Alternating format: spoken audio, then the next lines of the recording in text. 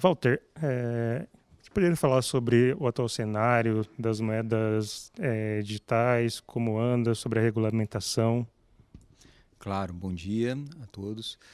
A CVM tem estudado esse assunto de fato bastante recentemente, a inovação das criptomoedas, ou melhor, até falando criptoativos, né, como a gente já tem procurado chamar desde que a última reunião do G20 assim sugeriu. Então, esse tema dos criptoativos tem ganhado muita relevância, especialmente em 2017, em função da valorização muito acentuada do Bitcoin. Essa inovação chamou muita atenção, principalmente de investidores, né? E naturalmente também da CVM. Alguns fundos de investimento já vinham tentando se estruturar para investir nesse tipo de ativo e a partir de então iniciamos esses estudos para definir se seria possível ou não. Acho que é importante frisar isso, os criptoativos em gênero, né, ou como regra geral, não são regulados pela CVM, claro, né, mas eles acabam entrando na regulamentação da CVM por razões indiretas, por razões diversas. Uma delas é justamente essa possibilidade de que os fundos comprem esse tipo de ativo e assim temos tentado esclarecer para o mercado como fazer, né? Editamos um ofício circular no início do ano com alguns esclarecimentos iniciais, deixando uma reflexão ainda para se fazer ao longo de 2018, ali complementar, né?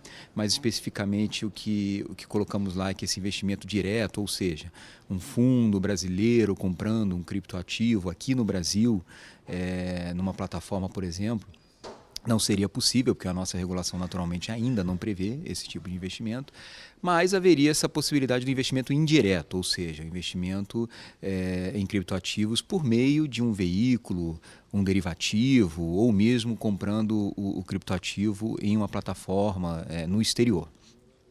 Essa é a grande discussão que estamos tendo agora na CVM.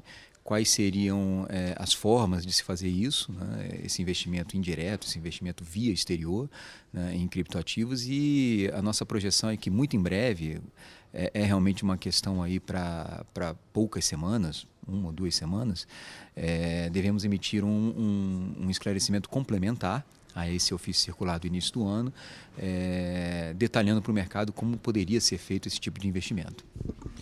Walter, qual seria a dica da CVM para quem pretende comprar criptomoedas? Qual a avaliação de vocês? O que vocês podem sugerir a quem quer investir nesse tipo de moeda?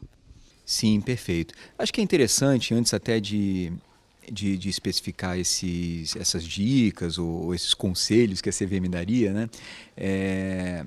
Lembrar que os criptoativos eles sempre tiveram várias propostas diferentes. Convém que o investidor entenda a fundo que tipo de proposta aquele criptoativo apresenta, né? Óbvio que no Brasil o criptoativo mais comum, mais conhecido, mais negociado, de longe o Bitcoin, né? Existem outros que lá fora já têm uma liquidez bastante razoável, Litecoin, Bitcoin Cash, etc.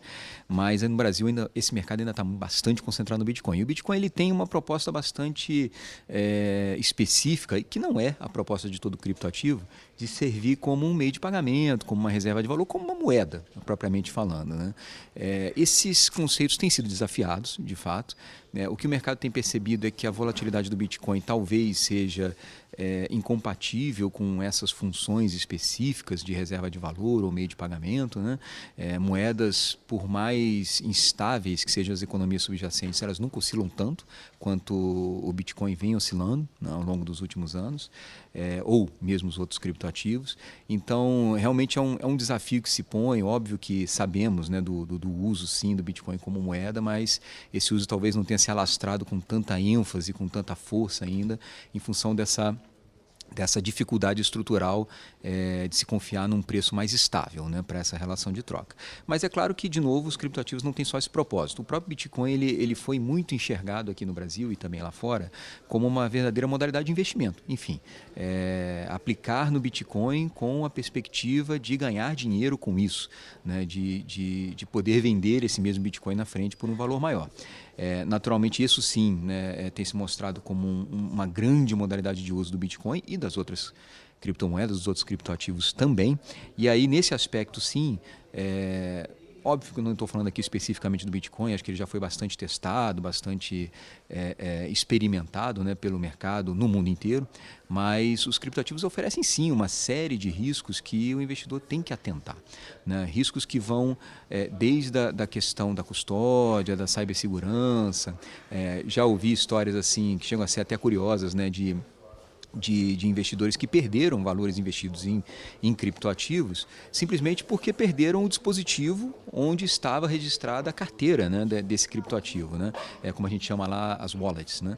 Então é o tipo de risco que às vezes o investidor nem se liga que corre, mas corre naturalmente. Existem riscos de cibersegurança, naturalmente como é um ativo virtual, um ativo registrado eletronicamente, você pode sofrer um ataque de um hacker ou alguma coisa assim.